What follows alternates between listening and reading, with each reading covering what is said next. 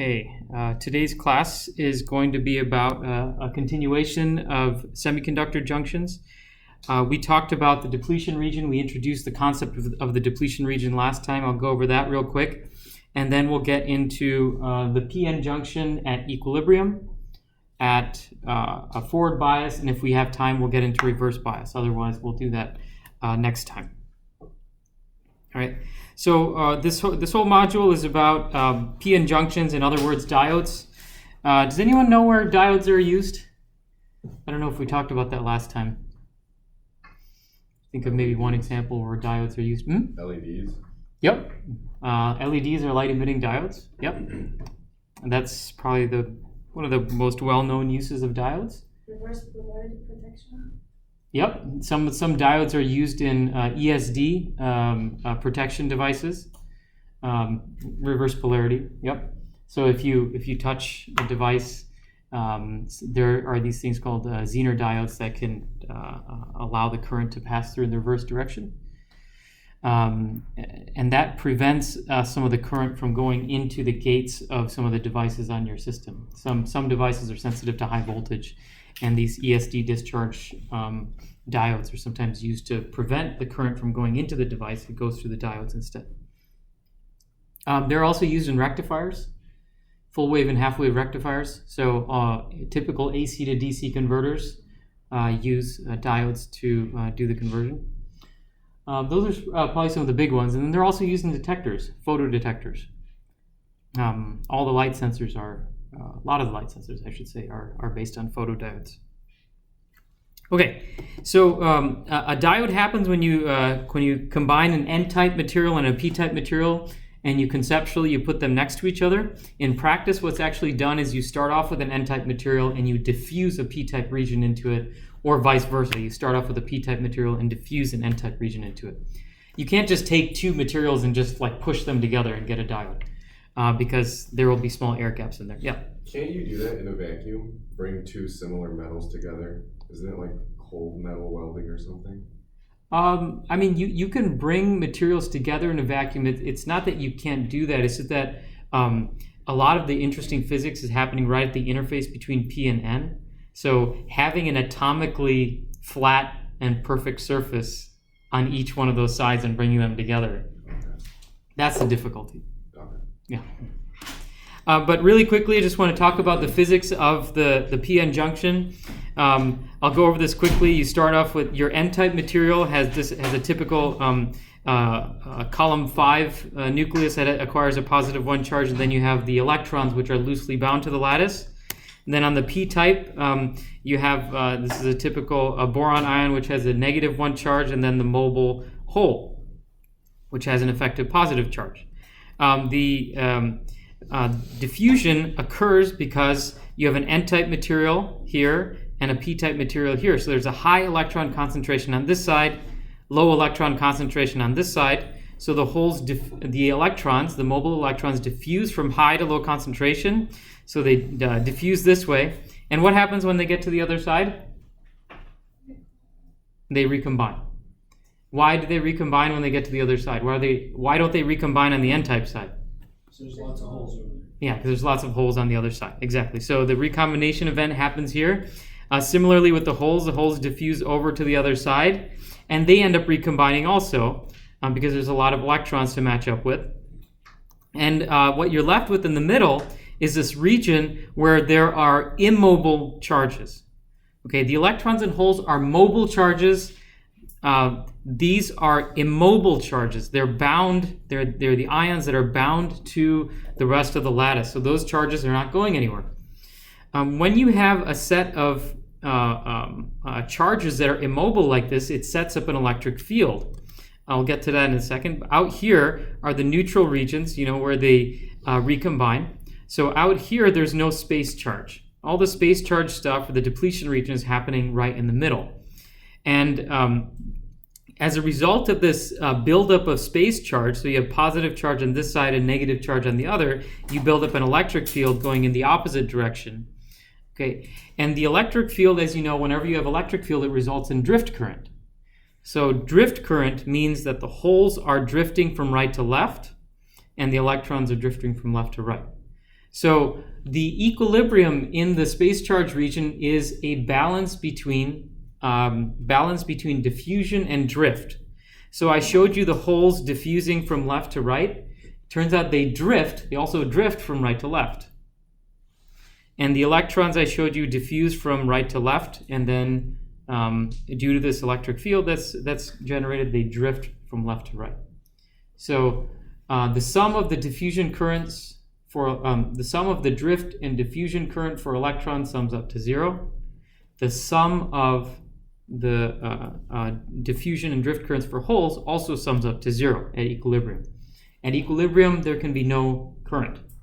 Equilibrium means nothing, no voltage applied to the system. All right, so this is, that was the physical model. This is the energy band model. So what we're doing here is we are going to draw an energy band diagram for the PN junction at equilibrium. So we can start off with what we already know, is that we can draw the energy band diagrams for a p-type material, and then we can also draw the energy band diagrams for an n-type material. So this is the p-type material on the left side, the n-type material on the other. What we know already is that the Fermi level is positioned low on the p-type material, and the Fermi level is positioned higher on the n-type material. Now what I want you to see is how the energy band diagram also tells you the story of the holes and electrons diffusing and drifting back and forth. So it's important to understand the phenomena in both contexts. So if we put the p-type and n-type material together, we notice that the Fermi level is positioned higher here and it's lower here. So what that means is that if the Fermi level is positioned close to EC, that means there's a lot of electrons here, more electrons here than there are here. Okay, so there's a lot of electrons in the conduction band on the n side, fewer electrons in the conduction band on the p side. So what would happen is the electrons would diffuse. So there's obviously a lot of electrons here, and there's a lot of holes on this side. Okay, on this side, notice that there aren't that many electrons because this is a p-type material. Due to the position of the Fermi level, you can see that there's a lot of holes in the valence band, but not a lot of electrons in the conduction band. So when you put the two materials together, the electrons go diffuse over to this side, and then what do? Recombine with holes. Exactly. So this is step one. They move over, and then step two, they recombine with the hole. Similarly, the holes diffuse over to this side. All right, and remember there are not very many holes in on the n side of the material, but there are a lot of electrons. So a recombination event happens here.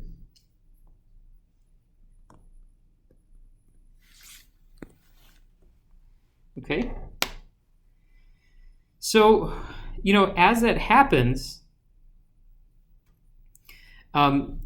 the electrons at the interface here, the electrons on this side start to get depleted. Initially you had a bunch of electrons, but they diffused over here. So then this side has lower electron concentration. So now I want you to think about this. If this side right here in the middle, if it has a lower electron concentration in the conduction band, if all those electrons have disappeared and gone over to the p side, what happens to the Fermi level? Drop. It drops. Why does it drop? Because less electrons down. Less electrons means that the material is becoming more p-type. Exactly. That's a really important point. When you're depleting the electrons, the material is becoming more p-type. So the Fermi level shifts away from the conduction band. All right. So this conduction band, the Fermi level here. The Fermi level here starts to shift downwards, right at the interface, only at the interface.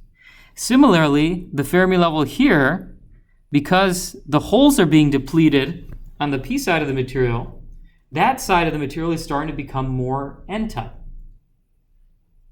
Or I should say more N-type, but less P-type, right? The Fermi level is shifting towards the middle. So as a result, the equilibrium band diagram looks something like this. All right. Now, the best way to explain this, well, think about this as a rule. Okay, this is a rule that, first of all, you can just think about, just remember it. Remember it as a law, and then we'll talk about where it's coming from. The rule is, at equilibrium, there can be no discontinuity or slope in the Fermi level. Okay, just remember that as a rule. So the Fermi level has to be straight across, a horizontal line straight across. So you see how the P-type material and N-type material, initially they have different Fermi levels. Those Fermi levels actually have to equalize and come to the same Fermi level at equilibrium.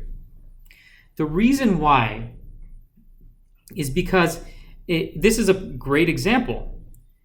If the Fermi level are in two different positions, that means this material has a higher electron concentration than this other material, and the electrons are going to diffuse over. When the electrons are diffusing over, the Fermi level starts to go down.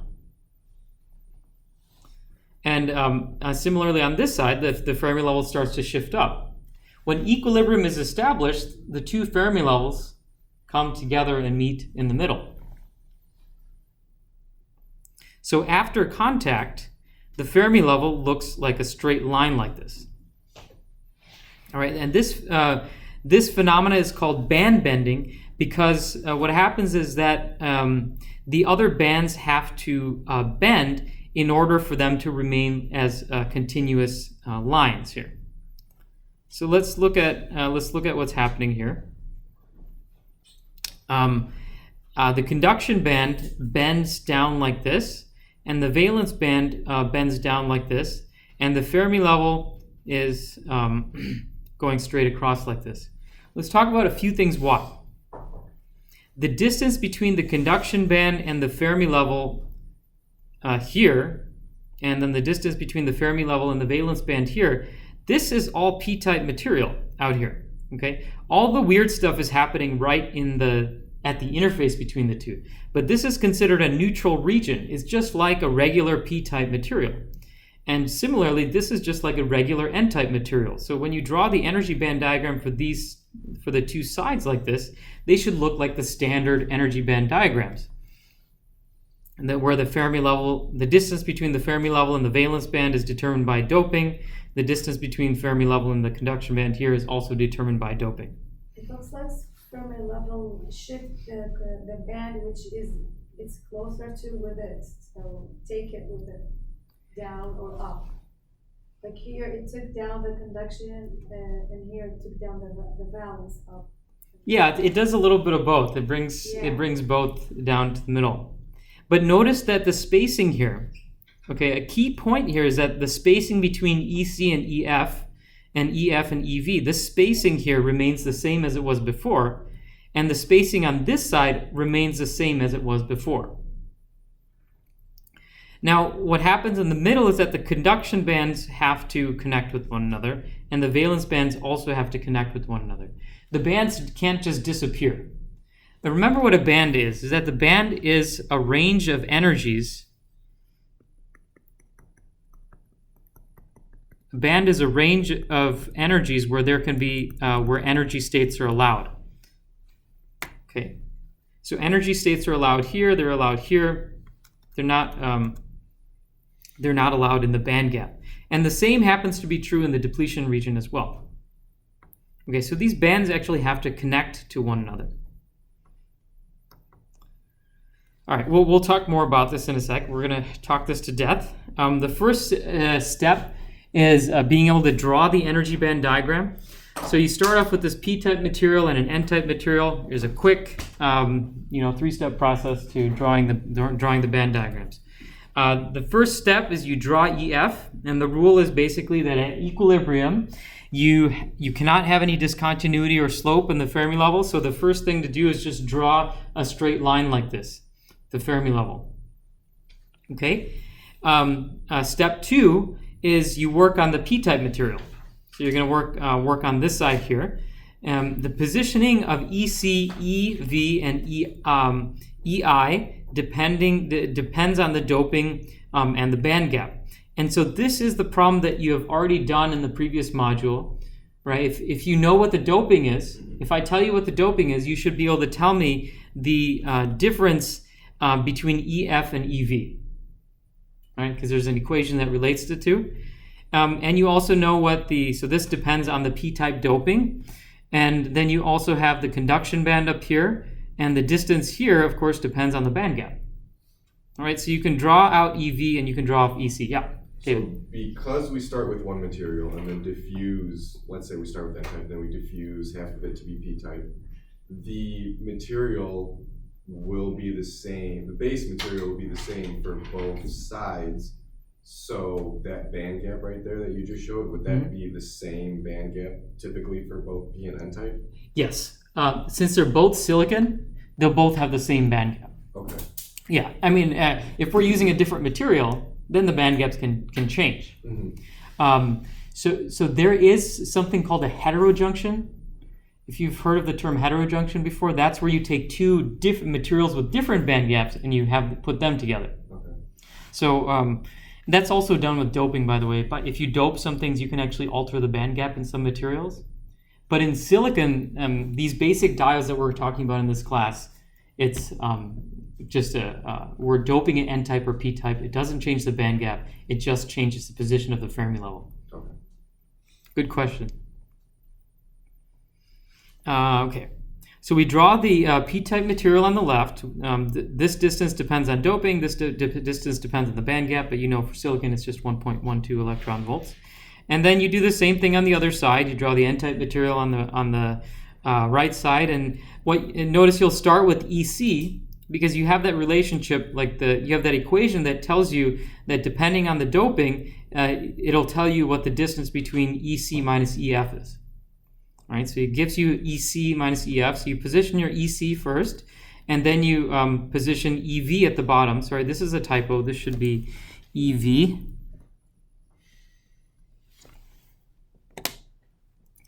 And that, of course, depends on the band gap. And then you just connect the two, exactly. So this is the phenomena of band bending.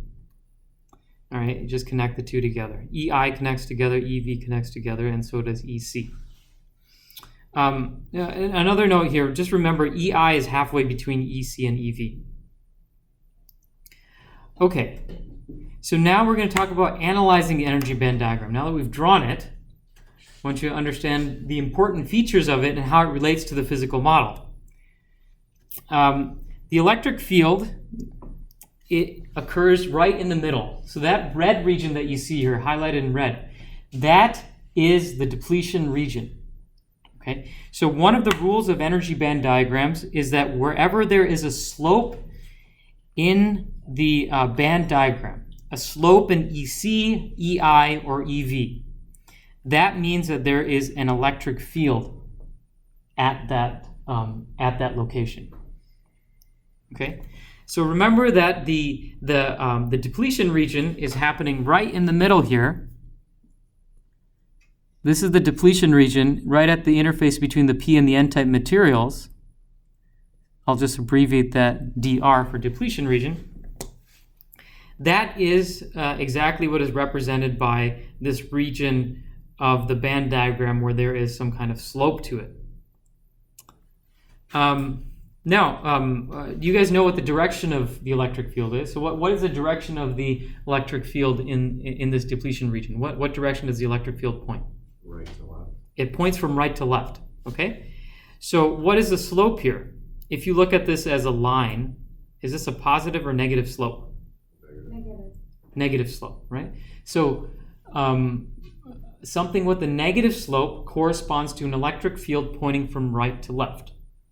So something with a positive slope will be associated with an electric field going from left to right. Okay? So I'll just jot that down here. The electric field is going from right to left, and then the slope of this line is negative. The slope of EC, for example, is negative. And so the opposite would be true. If your band diagram happens to show something going upwards with a positive slope, that means your electric field is pointed in the other direction, from left to right. Okay. Another thing to think about here is notice that the Fermi level, if you look right in the middle of the depletion region, notice the positioning of the Fermi level. What do you see there? It looks to be right in the middle, like at Exactly. It's right in between EC and EV. What does that tell you when the Fermi level is positioned right between EC and EV? What kind of material is it? intrinsic. It's intrinsic. Exactly. It's neither N-type nor P-type. That means it has low concentration of electrons, low concentration of holes, which makes sense, right? We saw that in the diagram that there are no electrons and holes in the depletion region. They've all diffused away. All right. So this is illustrating some very important points that correlate to the physical model. In the depletion region, there are very few electrons or holes. That's the first thing. That's why they call it the depletion region, because it's depleted of electrons and holes. The second thing is that there's an electric field present in the depletion region, and that's told by the fact that you have that a slope in these lines. Okay.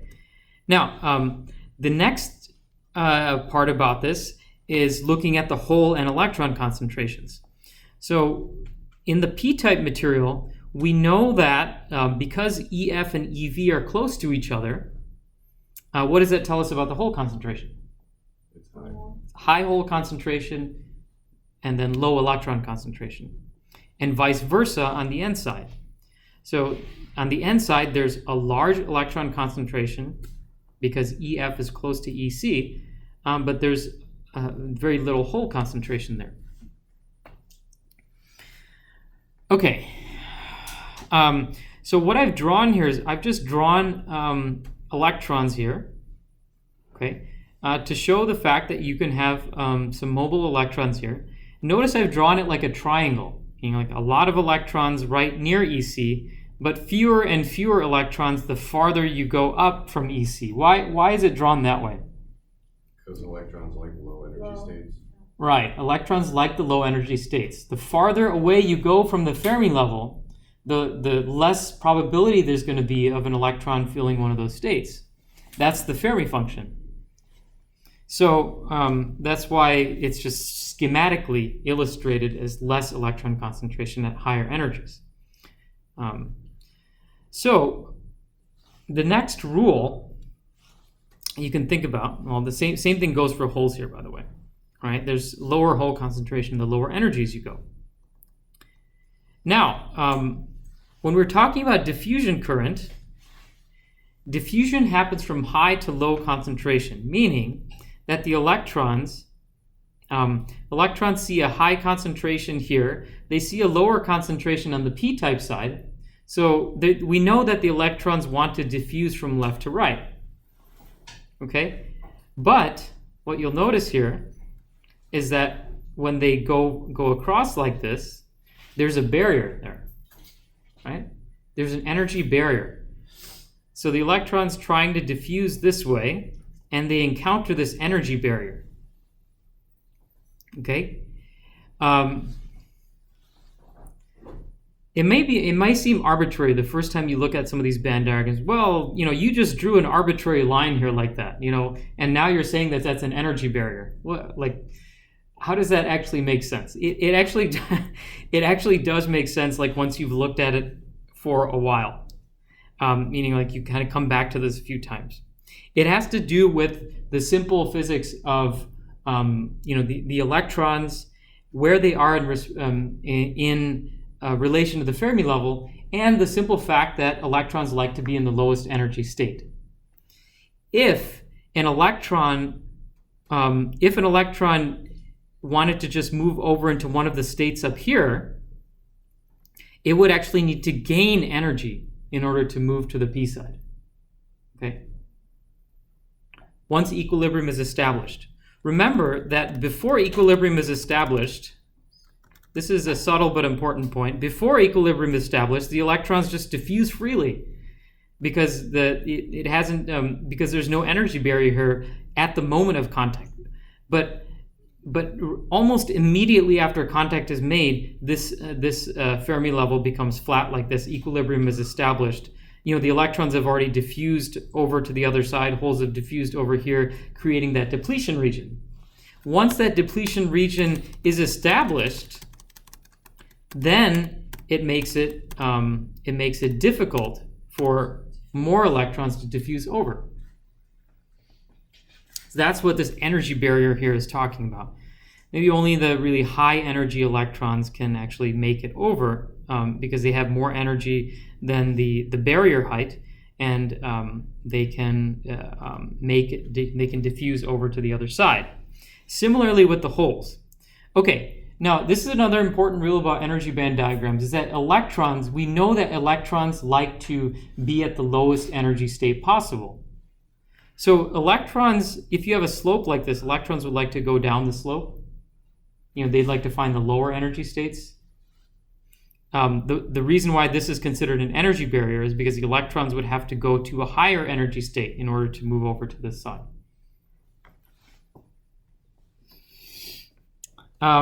With holes, the holes also encounter a barrier.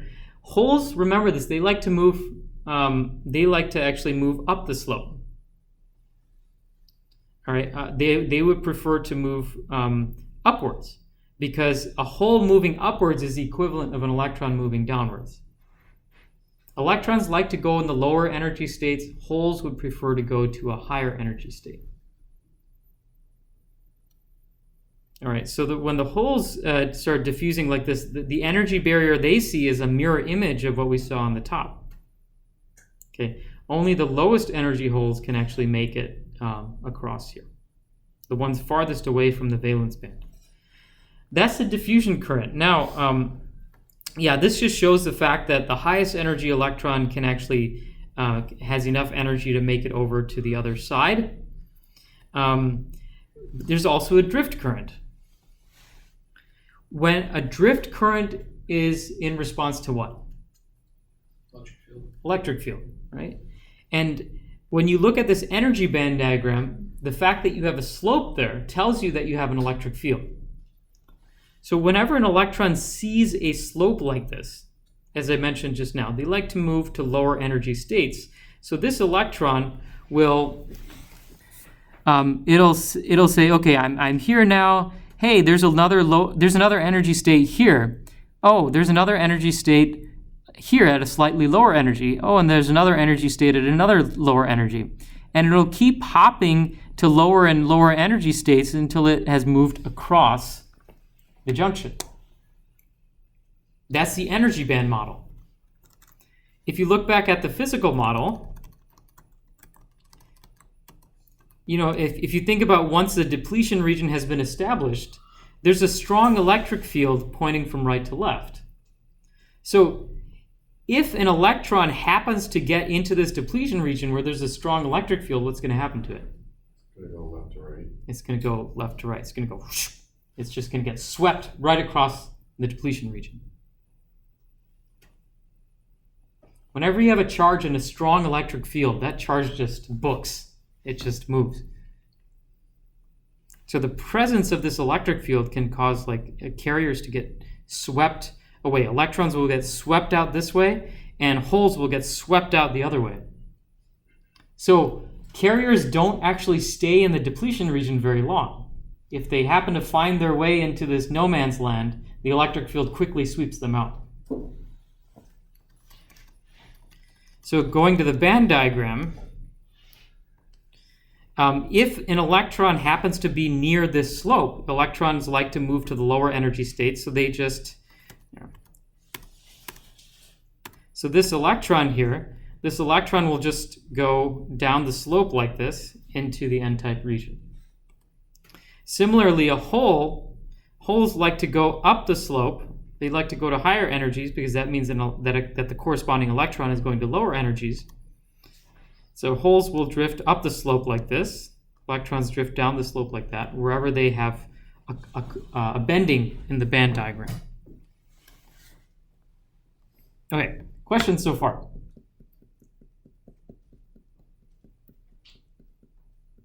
Okay.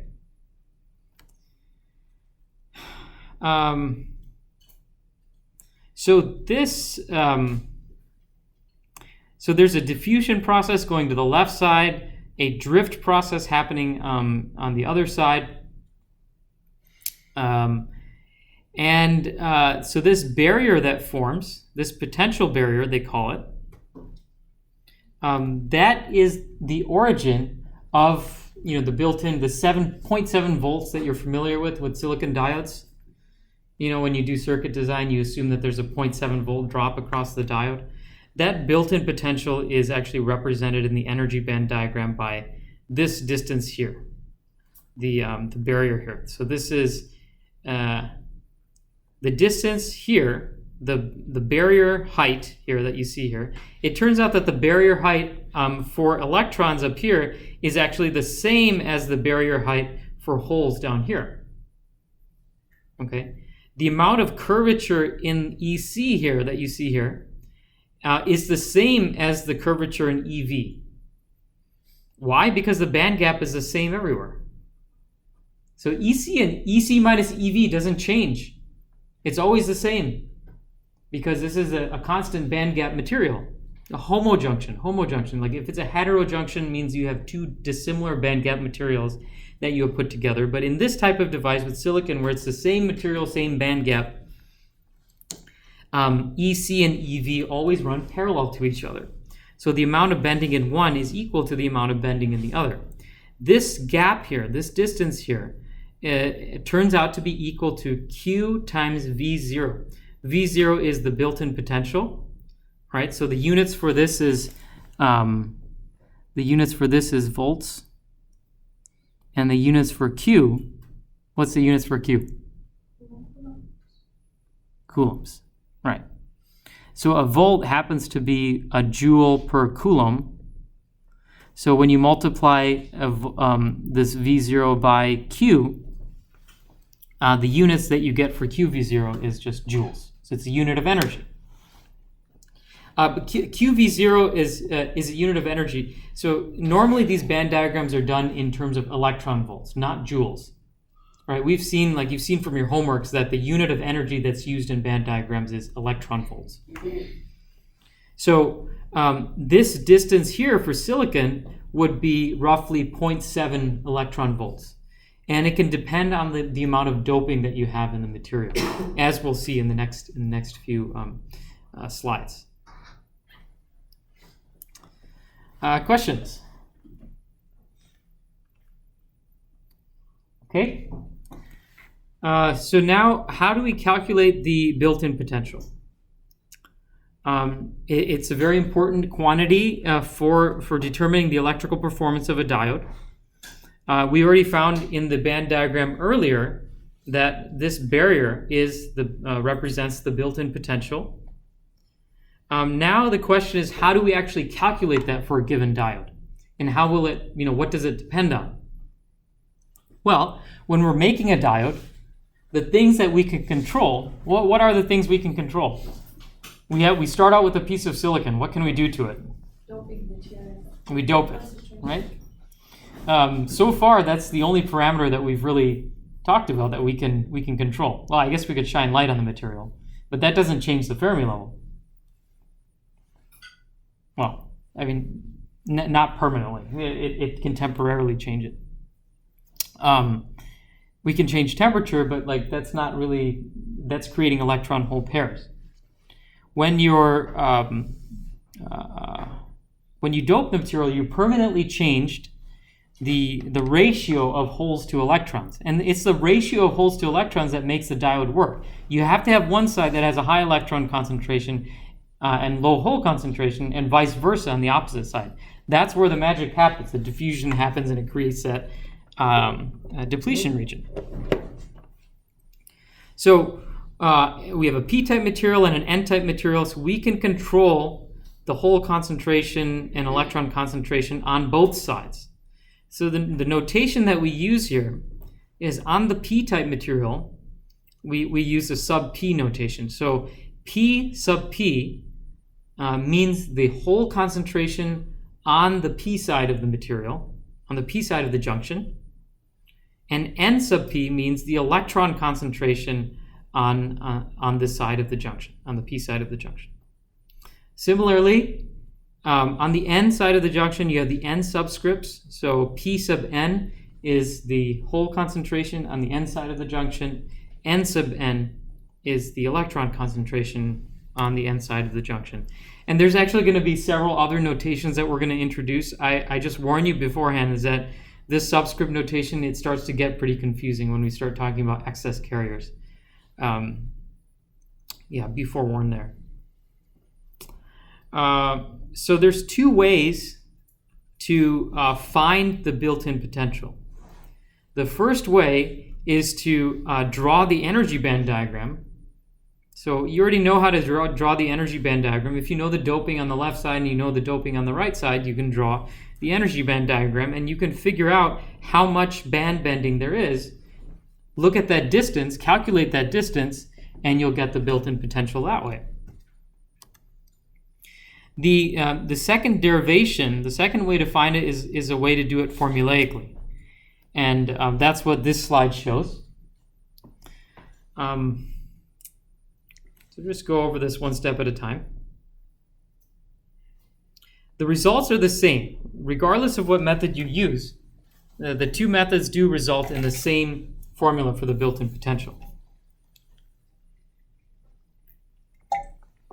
So let's see how we get here.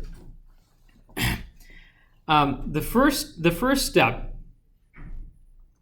is that we say that at steady state, at equilibrium, the total hole current has to be zero. We're only looking at holes for the time being, but the same derivation would apply to electrons as well. We typically deal with one carrier at a time. So we say that the hole drift current and the hole diffusion current, they have to sum up to zero at equilibrium. This is the equation for drift current. We saw this in the last module. It's Q times mu P times P of X, which is the hole concentration, and then the electric field here. So this is a simple formula for the drift current, and the formula for diffusion current is given here. It's the dP times dP over dx. So just one thing to add here. There should be a Q here as well. Forgot about that.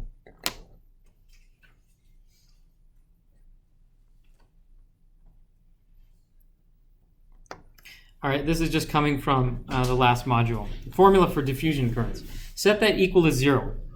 And when we set that equal to zero and rearrange this equation, come up with mu P over dP times the electric field is equal to 1 over P. This is the hole concentration times the gradient of the hole concentration here. All right, that's the first step. Then the next step was we use the Einstein relation to change this side. So this mu P over dP, remember that the Einstein relationship says dP over mu is equal to KT over Q. All right, so we're just substituting that here. And then we're also taking the electric field and changing it into a voltage. The reason we're doing that is because ultimately what we want to do is calculate the built-in potential of the junction. So that's why we're not interested in the electric field right now, we're interested in the built-in potential. So we take the E of X and we convert that into a dV dx. This is the definition of voltage, is that the electric field is the derivative of the voltage. I will touch on that again later when we start talking about the electrostatics of the space charge region. The right side there remains the same. Now what we do is like the rest of this is all mathematical tricks. You integrate both sides of the equation, and you integrate it from the left side of the junction to the right side of the junction. But notice we're actually integrating over different variables. I'm not getting into too much of the details of the math here because I want to focus on the result. But as you go from the left side of the junction to the right side of the junction, the whole concentration goes from P sub P to P sub N. So the whole concentration changes as you go from one side of the junction to the other. On the right side, we're integrating with respect to the whole concentration. And on the left side, we're integrating with respect to the voltage on the one side of the junction versus the other. And the reason we're doing this, again, is because we're interested in finding the voltage difference between one side of the junction and the other. We're interested in finding the difference between Vn and Vp. The voltage on the right side of the junction minus the voltage on the left side of the junction.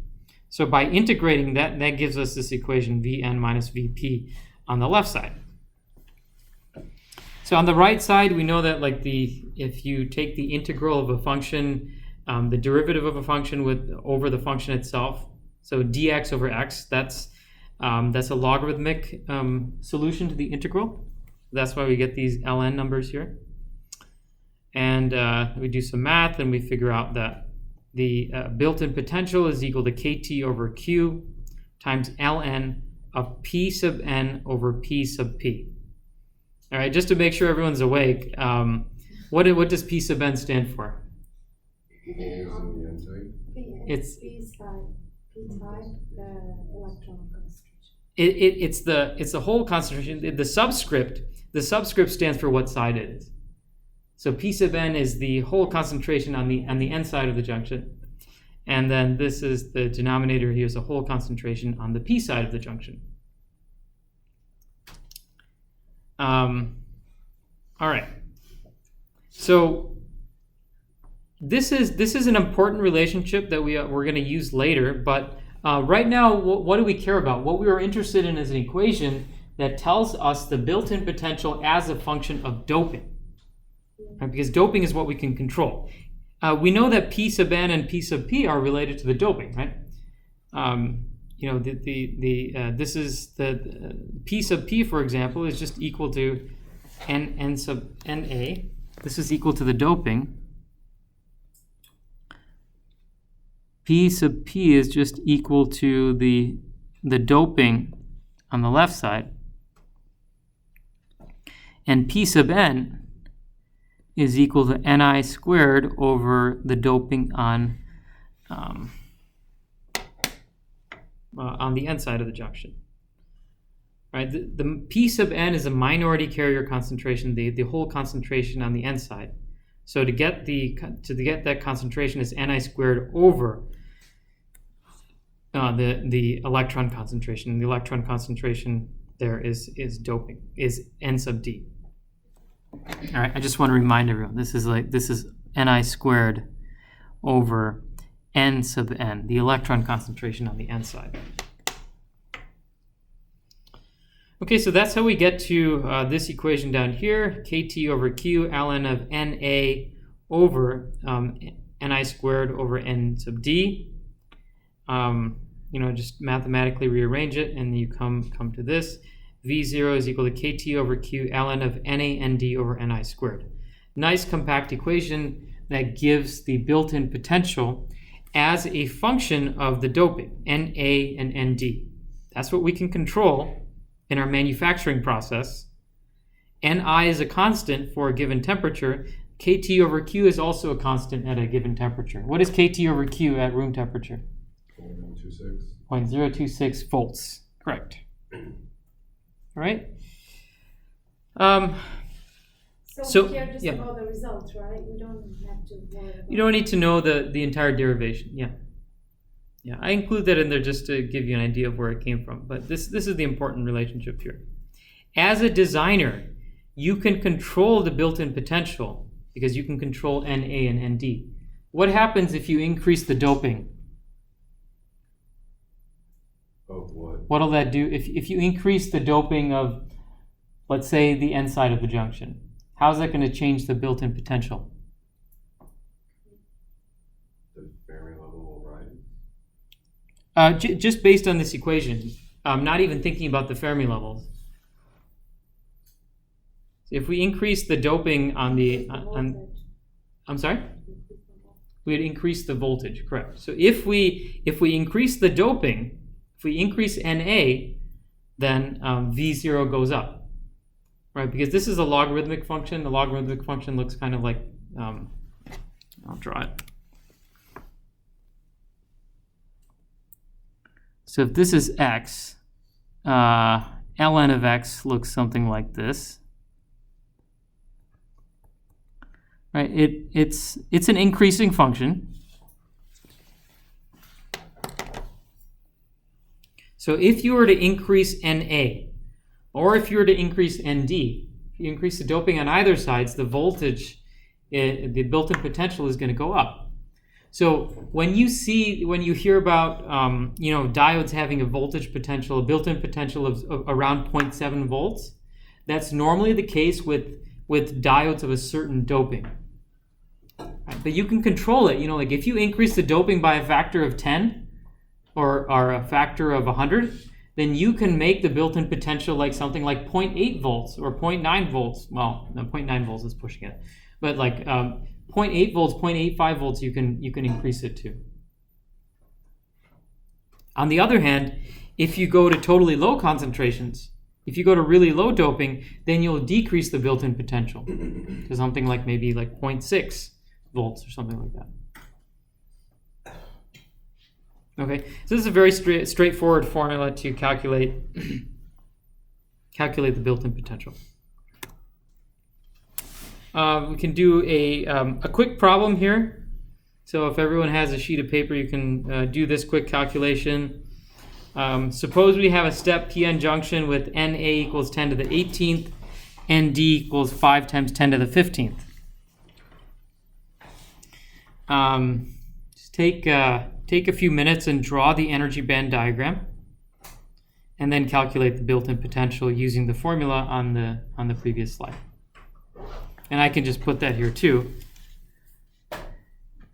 V0 equals KT over Q ln of Na Nd over Ni squared.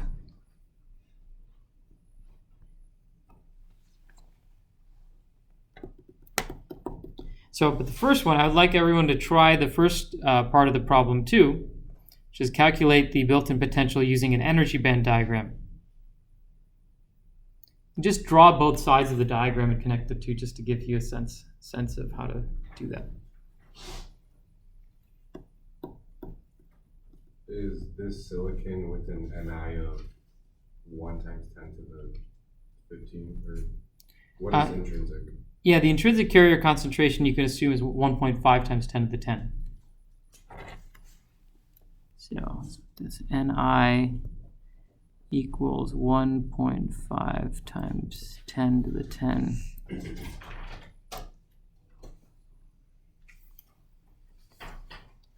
Generally on problems, unless I say state otherwise, you can assume room temperature. And at room temperature, the Ni has this value.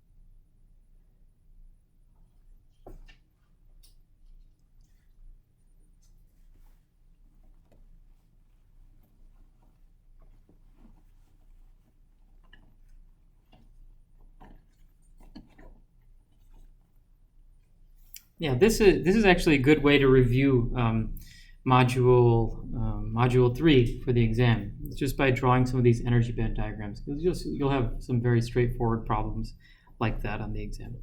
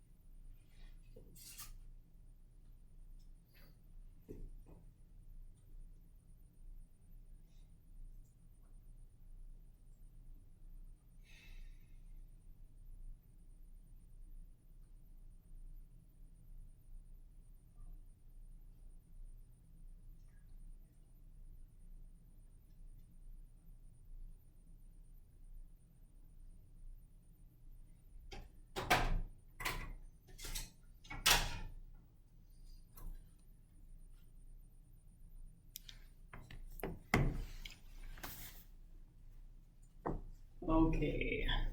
So, any stopping points? Anything that trips people up? Okay, I'll give you all a few more minutes to.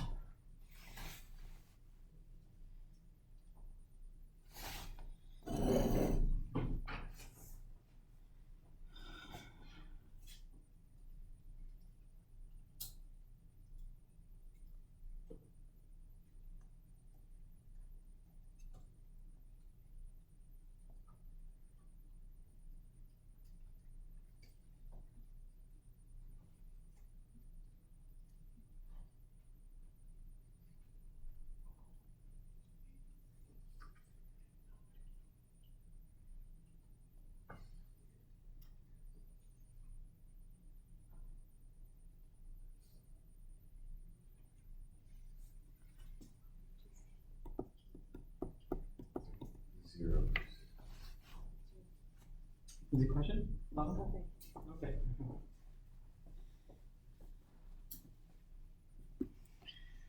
All right. So, in the interest of time, let's. I guess we don't have that here. Well, we can do the formulaic one real quick here. V0 is equal to KT over Q. Ln of Na Nd over Ni squared. So this will be 0.026 at room temperature. Ln of, so our doping is 10 to the 18th. Nd is 5 times 10 to the 15th. And Ni squared is 1.5 times 10 to the 10. Square that. And what was the built-in potential that? 0.79. 0.79, okay. I think that sounds about right. So anyone else get the same?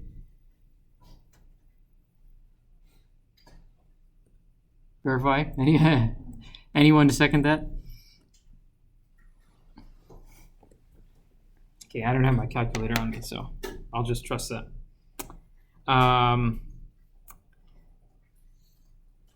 No, I think just in the interest of time, the energy band diagram, I'll do it real quick, but not with the full.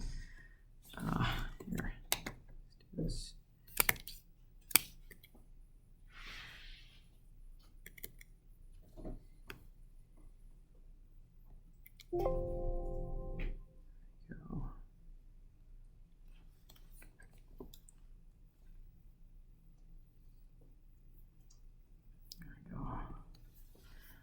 All right, so we draw EF across like this, and then we have the P-type material. So this is we can roughly draw it like this. So we start off with this distance here. EF minus EV is equal to KT ln of Na over Ni. All right, and then this distance here, EC minus EF equals KT ln of Nd over Ni.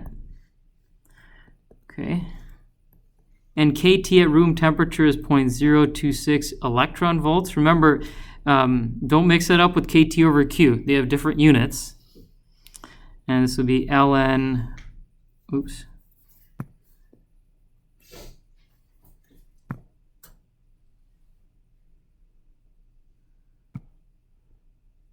Oh, where's my regular black pen? There we go. Ln of Na, what was Na? 10 to the 18th. Okay, 10 to the 18th over 1.5 times 10 to the 10.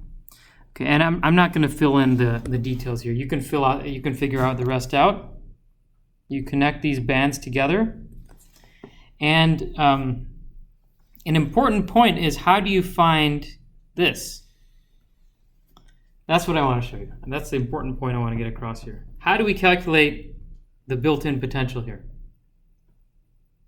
Wasn't it Q times V naught?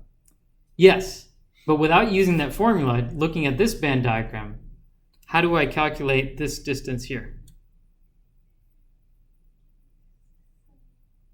Add the two distances we just found from Fermi on the left, Fermi level to valence band, and on the right, Fermi level to conduction band. Yeah, you're actually right on. Like, how did you come to that conclusion? Honestly, it looked to be about the same distance as the other arrows, so that's how I came to it.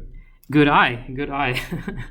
Well, you're absolutely correct. I made a mistake here. I'm sorry. I need to fix this. That's why, if it threw some of you off, I apologize for that.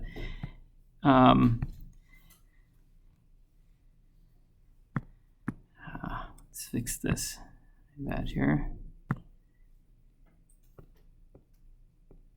There we go. So this should be EI minus EF. So this distance here is what's being shown here. And this is EF minus EI.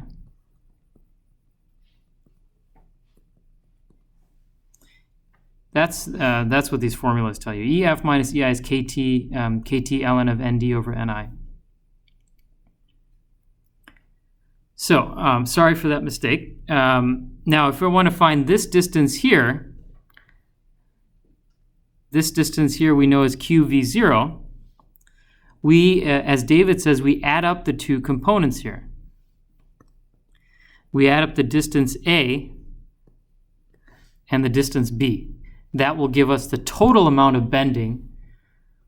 That'll give us the total amount of bending in EI, and that also happens to be the same amount as the amount of bending in EC, same amount of bending in EV.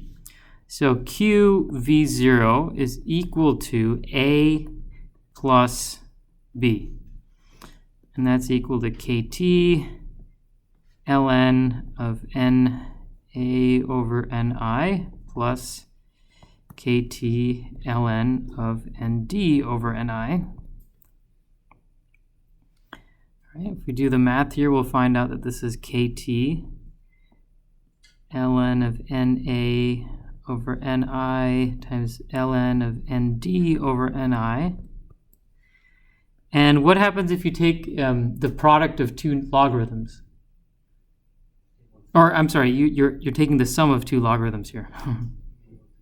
They multiply, that's right. So it's ln of NA/ND over NI squared. Okay. What I want you to see is that this formula here, and you move the Q over to the other side, you get the same formula as the one we just derived. Right? So, one formula we derived by looking at the energy band diagram here. The other formula we derived from first principles, using the diffusion, setting the diffusion currents to 0, then using the Einstein equation, and then doing some math to doing the integration and then figuring it out that way. I think this is an easier way to derive the built-in potential from the energy band diagram.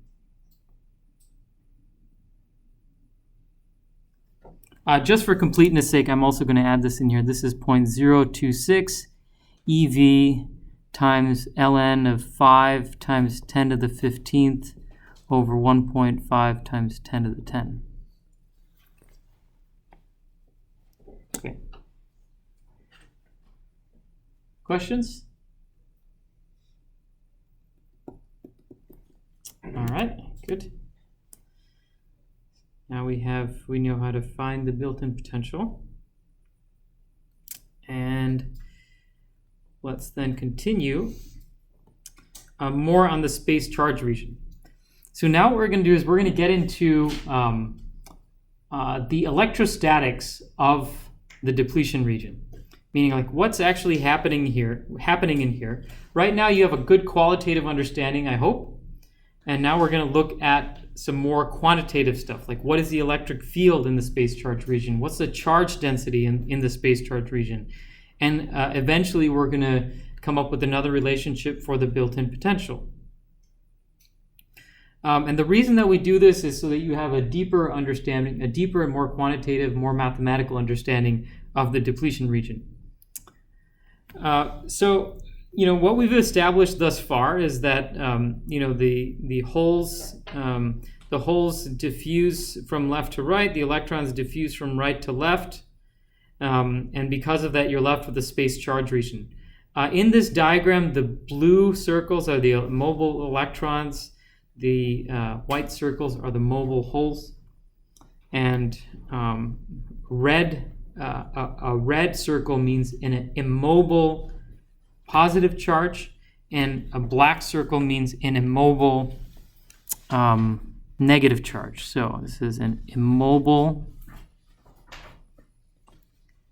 positive charge, and this is an immobile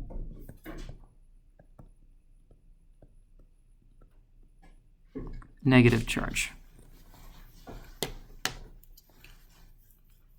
So in this depletion region, what we've found is that it has this very strong electric field, and because of that strong electric field, anytime a carrier finds its way into the depletion region, it gets swept out very, very quickly. Right? Because of that electric field, that electric field accelerates any mobile charge. Because of that, we have something called the depletion approximation. The depletion approximation basically states that the charge density, that there are no mobile carriers in this space charge region. There is only these red and black circles, which are immobile ions. Immobile ions. All right, this contributes to a charge density, but there are no holes and electrons in the middle. That's an approximation that we make that turns out to be reasonably valid because the concentrations of electrons and holes, it's not that they're actually zero, it's just that they're much, much lower than these outer regions, so it becomes negligible. This is after equilibrium, right? After equilibrium is established, correct.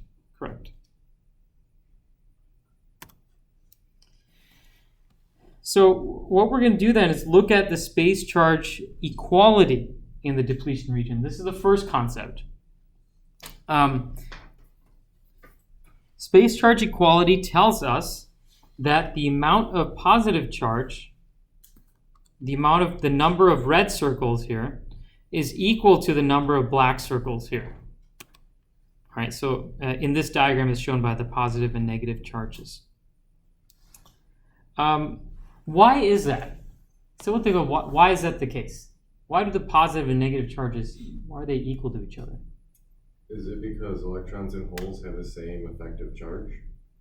Electrons and holes, well, the ions have the same effective charge. These are the ions. These are not the electrons and holes. They're but they have essentially a +1 charge, -1 charge, right? And in a capacitor, if you remember back from physics, when you do that very typical, prototypical experiment of a parallel plate capacitor, you put a voltage across a parallel plate capacitor. You remember how they said the amount of positive charge on the top plate is equal to the amount of negative charge on the bottom plate. That is an example of space charge equality, and that same rule holds here too. But does this depend on the doping? How much do you dope the p-type and the n-type? Oh, absolutely. So we made this intentionally that we want them to be equal. No, but that's a really important point because that's the next point that I'm going to bring up here. You are absolutely right that the two sides have different doping. When you have different doping densities, that means you have different densities of space charge.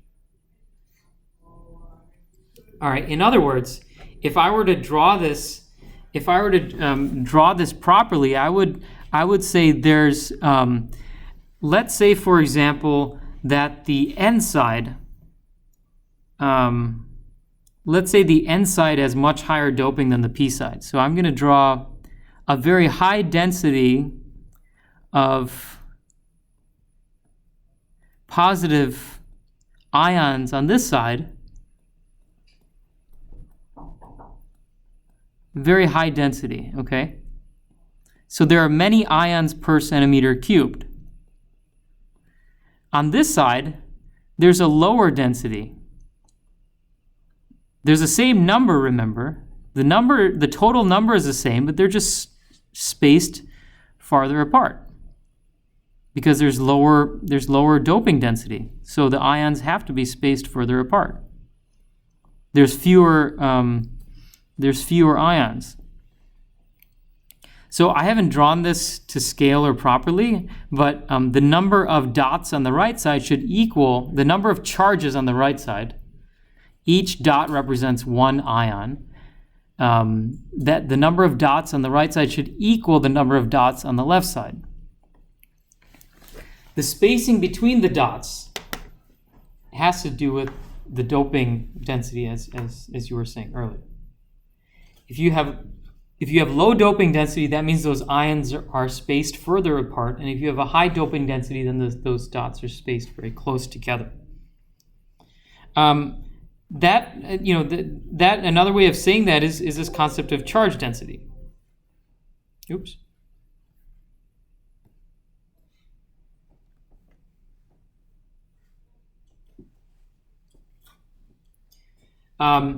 Whichever side has a higher doping has a higher charge density. So what we're doing is we're taking, this is the conceptual diagram, and now what we're doing is we're graphing the charge density. So this is x-axis is the location, position. You see this like dotted line kind of going through there. So x equals 0 is the interface between the p and the n materials. And you can see that the n side has a higher ion density, a higher charge density than the left side. This Q times ND is the charge density. It's higher on the right side versus the left side. So let's just quickly go over what charge density is. Charge density is equal to the charges per centimeter cubed. So charge per centimeter cubed, so the units is coulombs per centimeter cubed. Coulombs per centimeter cubed is charge density. So in order to get coulombs per centimeter cubed, we have to multiply Q times the doping density. This is for the N side. For the P side, it would be Q times NA for the P side.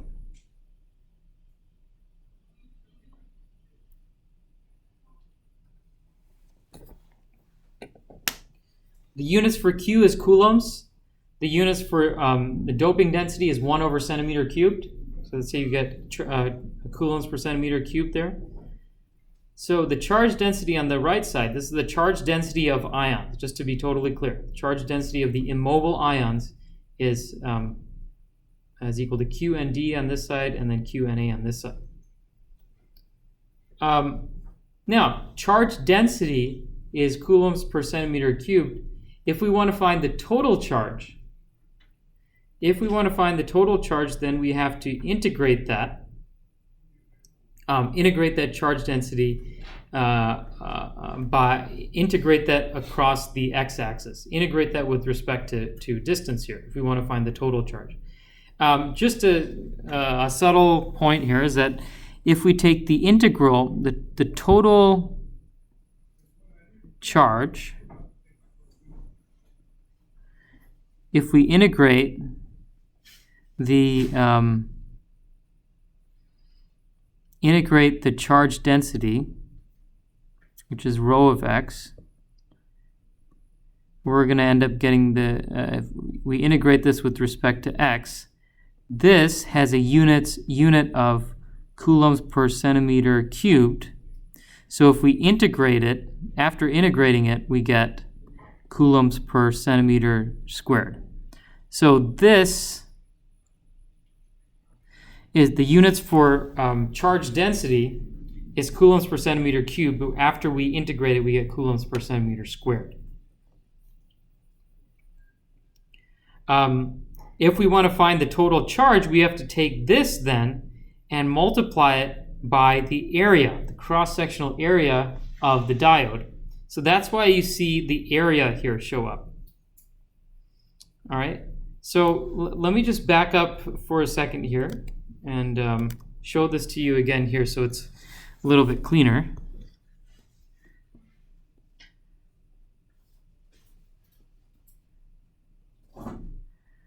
So this amount is equal to Q times ND.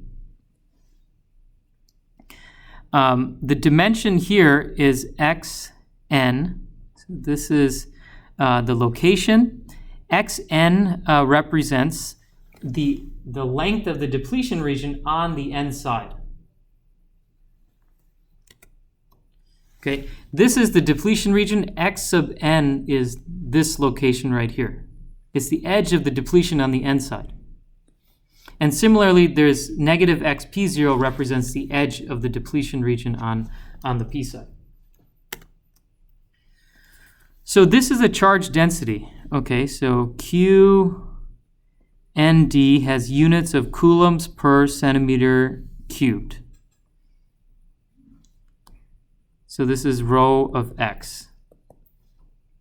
We want to find the total charge. So let's do that.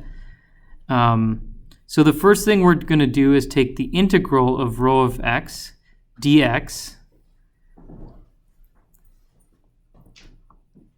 And this is equal to, we go from 0 to X sub N. So we're integrating from here to here. 0 to X sub N of Q times ND times dx. All right, and this gives us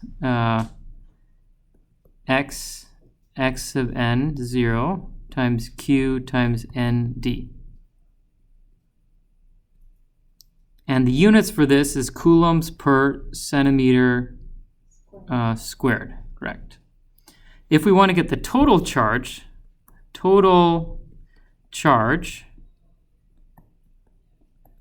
we have to take this and multiply by the area, the cross-sectional area. So the total charge is equal to A times xn0 times Q times N sub D. And the units here is coulombs. This is giving us the total charge on this side, on the right side. And remember, these are all positive charges.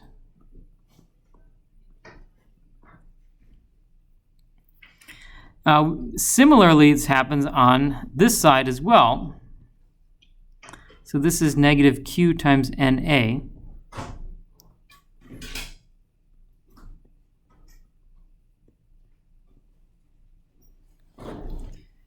We could do the same type of derivation on that side. So, and what we come up with, remember, if the two, in order for the two charges to be equal, this is the Q, we can call this Q2, we'll call this Q1. If we want to have space charge neutrality, Q1 has to be equal to Q2. And so if we do the math we figure out the total charge in Q1, we get A times XP0 times Q times NA is equal to A times XN0 times Q times ND. These A's cancel, the Q's cancel, and we're left with XP0 times NA equals XN0 times ND. This is an important relationship because this says that XP0 over XN0 is equal to ND over NA. How is this useful?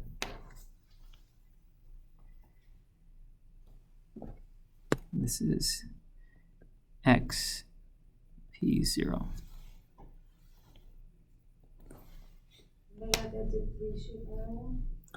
Yeah, we can actually control the dimensions of the depletion region, which is on a microscopic scale, micrometer level, by controlling the doping, which we can do at the macro scale.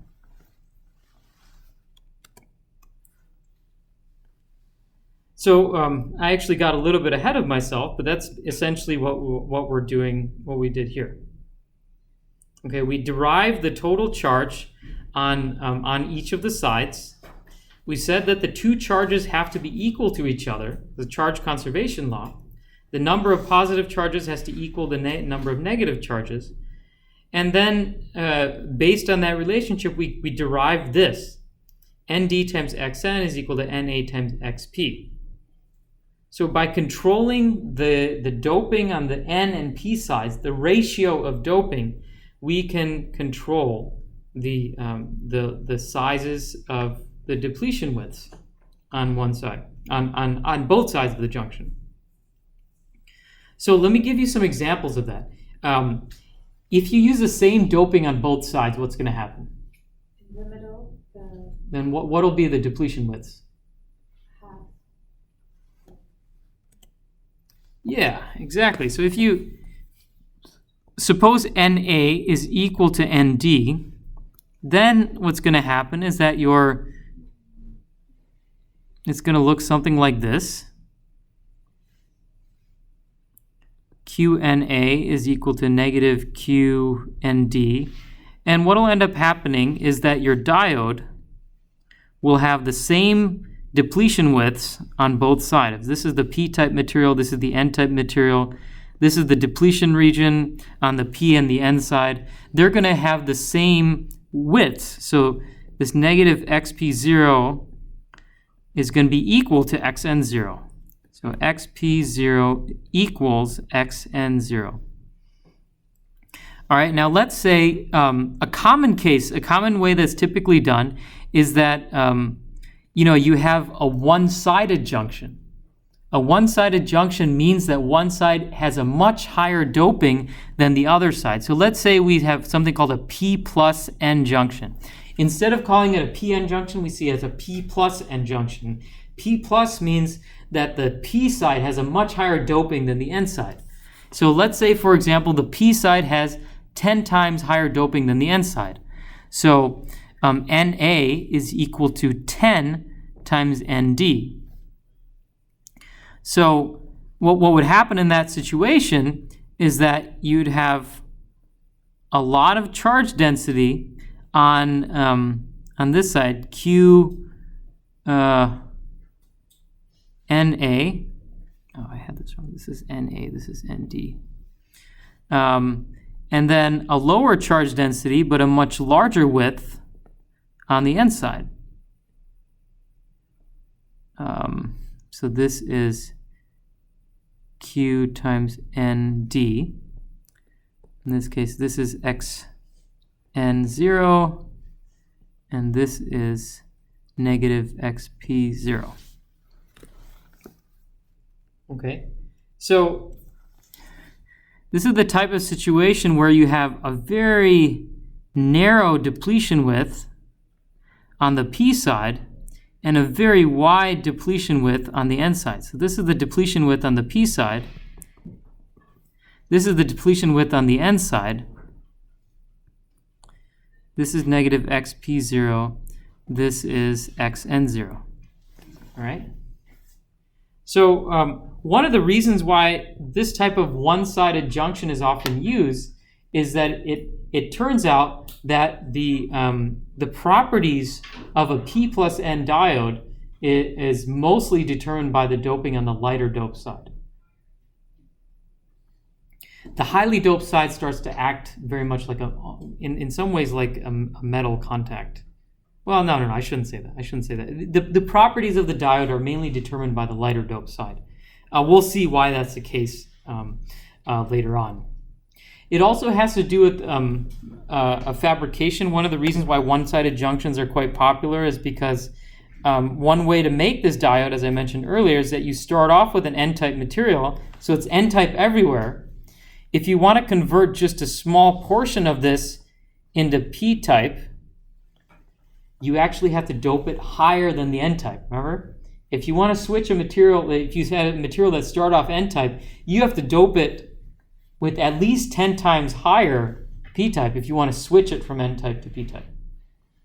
Because there has to be many more acceptors than there are donors. So that's another reason why this type of thing is very common. N plus P is also it's also quite possible if you start off with a p-type substrate, you create an N plus region within there. So that's another type of diode that's often made. So NdXn is equal to Na times XP. So let's do this equation. So Nd times X sub n equals Na times X sub P. So in this case, in the P plus N case, Na is equal to 10 times Nd. So let's just put 10 times Nd here. Okay. So And you have two NDs in that. Oh, sorry, no, I see. yeah, that's what's going on. So Xn0 is equal to 10 times XP0. All right, that's saying that this width here, Xn0, is 10 times this width here.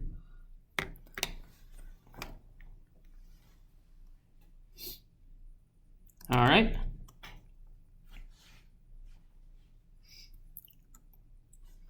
All right, so we've covered space charge equality and how the ratio of the widths depend on the doping. We've talked about one-sided junctions. And now we can get a little bit into the equilibrium behavior of the depletion region, and we'll probably have to finish this off next time. First of all, we've talked about the diffusion of carriers leaves behind this space charge region. We've looked at this already. The density of charges can be approximated by the step function. So meaning, like, just in this zone, there's a high density of ions, and then once you get into the neutral region, that density basically goes to zero right away. So this is being approximated. The charge density is being approximated as a step function, and it turns out to be a reasonably good approximation. That means that the transition between the depletion region and the neutral region outside of it is quite a sharp transition. So it can be approximated by a step function. The length of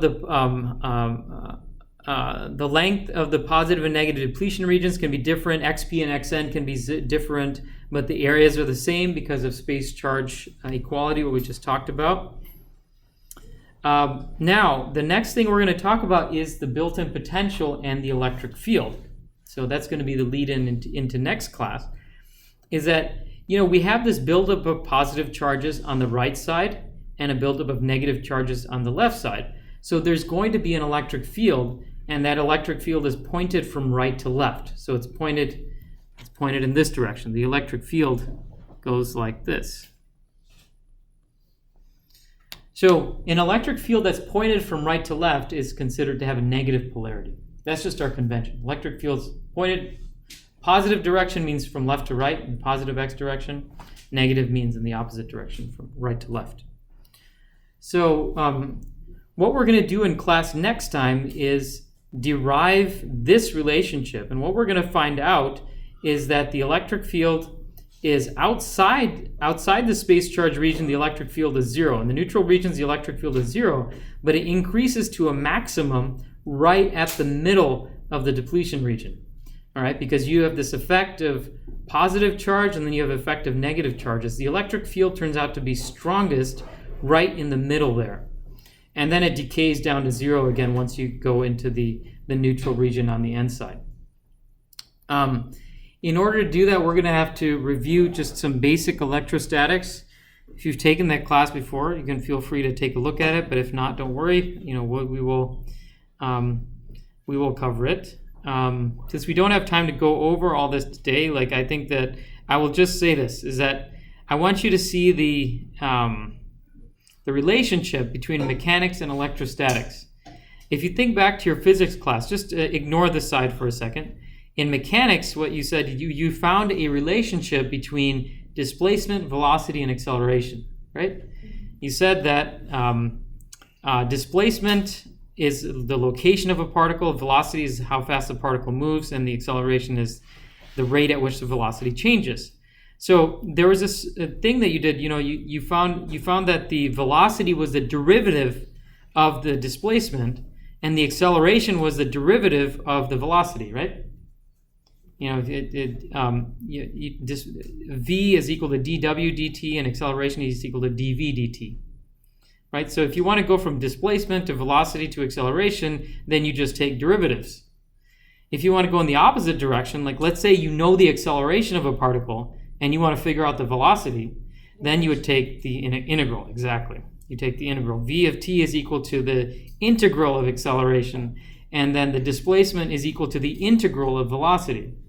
Similarly, in electronics or electrostatics, if you take the derivative of the voltage, you get electric field. If you take the derivative of the electric field, then you get charge density. Okay, so what we're going to do in class next time is we're going to go in the opposite direction. We just figured out the charge density in the space charge region. That's what those graphs were. If we take the integral of that, we get the electric field. And if we take the integral of that, we get the built-in potential, which is what we care about, the 0.6 or 0.7 volts. So that's what we're going to do in class next time when we get into this. Okay, so that's a good stopping point. Remember to make sure you get through all the homework problems so that we can have a good review session on Wednesday in preparation for Monday's test. And then we'll also spend a little bit of time going over the project, the class project. All right, thanks. Thanks, everyone.